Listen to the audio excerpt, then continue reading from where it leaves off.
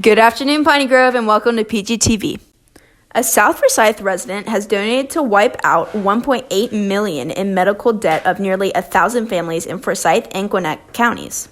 Paul Hoyt, owner of Konoiseru of Time, a business specializing in vintage and luxury watches located on Peachtree Industrial Boulevard in Sewanee, partnered with RIP Medical Debt to pay the past due debts of 998 families in the two counties.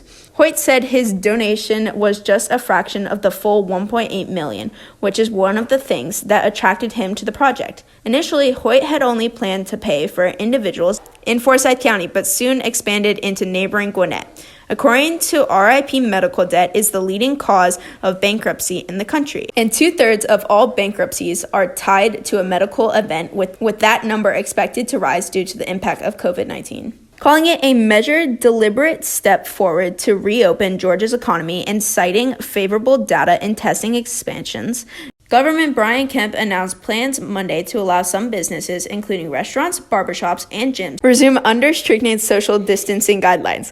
Kemp declared that gyms, fitness centers, bowling alleys, body art studios, barbers, cosmetologists, hair designers, nail care artists, estheticians, and their respective schools and massage therapists can reopen doors on Friday, April 24th.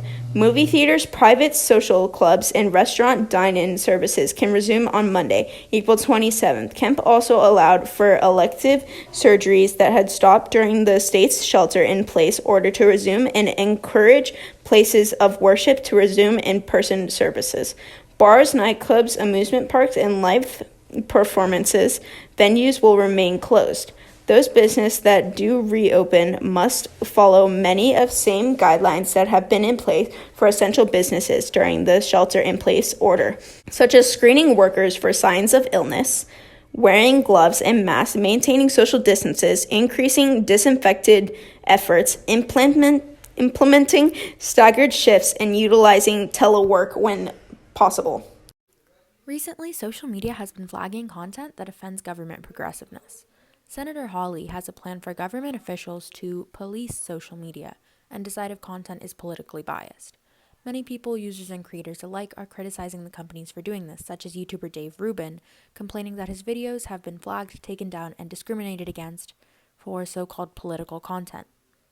Many people agree that this is a ridiculous decision and could destroy the free speech that comes with living in America, as social media is a place to share truthful opinions. Last week, reports surfaced that the White House is developing an executive order directed at tech companies such as Facebook and Google, and the FBI is looking for companies to build a tool to look through people's social media posts and make sure there's nothing threatening. Senate Democratic leader Chuck Schumer said Tuesday agreement has been reached on major elements of a nearly $500 billion coronavirus aid package for small business, including additional help for hospitals and virus testing. Schumer said post-midnight talks among Democratic and Republican leaders, along with Trump administration officials, including White House Chief of Staff Mark Meadows, produced a breakthrough agreement on the package. A Tuesday afternoon Senate session could provide an opportunity to quickly pass the legislation if it comes together quickly. Though the Democratic-controlled House is planning on calling Lamarck's to Washington for a vote later in the week, a senior Senate GOP leadership aide cautioned that the measure is not finalized and that Majority Leader Mitch McConnell, RKY, has yet to publicly sign off on it. Schumer said that Meadows and Treasury Secretary Steven Mnuchin were in close contact with McConnell during the endgame talks. You know them, you love them, and now they're coming to your own home. You can enjoy the famous IKEA Swedish meatballs from the comfort of your own home. This yummy recipe serves 4 people and only requires a few simple ingredients that you probably have laying around somewhere. Your savior has arrived. IKEA Swedish meatballs. Try while in quarantine. Sewing. Sewing is a fun activity to do, whether it's a small project or something major. You can turn old articles of clothing into new things. There's tons of tutorials out there on how to sew for beginners, and who knows, maybe you'll really like it. Drawing is a relaxing activity that anyone can do, skill or no skill. There are tons of how-to videos all over YouTube. If you're really serious about your drawing, the good thing about trying out drawing is that all you need is writing utensils and paper. Writing. Making up your own universe and writing about it is a great way to exercise your imagination. Writing can be really fun, whether it's fiction or nonfiction. It can also be a way of delving into your imagination and escaping reality for a bit. Overnight, there have been many dangerous storms all throughout the southern United States. The cause for this weather outbreaks are tornadoes. Tornadoes tore across Alabama, Florida, and Georgia on Sunday.